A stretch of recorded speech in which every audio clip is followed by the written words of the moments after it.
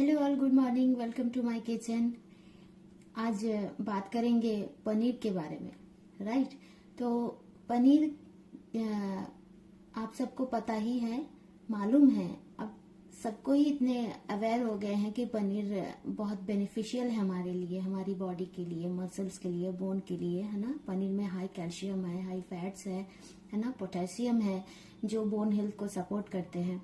But क्या आपको ये मालूम है कि पनीर को पकाने की जो रेसिपी होती है, जो पकाने की जो टेक्निक है, वो कैसी होनी चाहिए? अगर हम पनीर को बहुत डीप फ्राई कर लेते हैं तो उसके जो बेनिफिट्स है, उसके जो न्यूट्रिशन है, वो क्या है, वो 80% घट जाती है।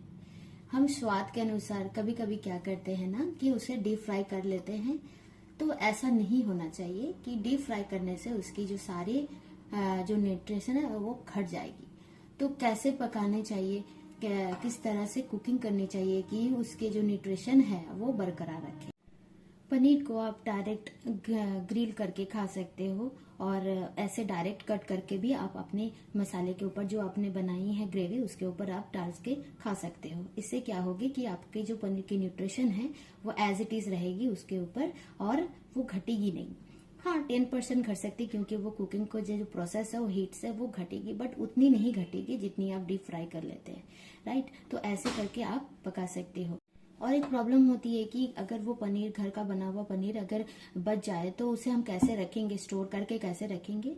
तो एक आप काम कर सकते हो, मैं भी करती हूँ। आप एयर टाइट कंटेनर में आप बचे हुए पनीर को रखेंगे, और कोशिश कीजिए कि 2 या 3 दिन के अंदर ही आप अपनी पनीर को बना लीजिए, उसे खत्म कर दीजिए।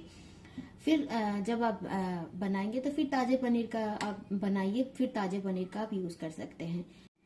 तो ऐसे ही छोटे छोटे बातों को ध्यान में रखते हुए आप अपनी और अपनी फैमिली के हेल्थ को और सपोर्ट कर सकते हैं और बेहतर बना सकते हैं।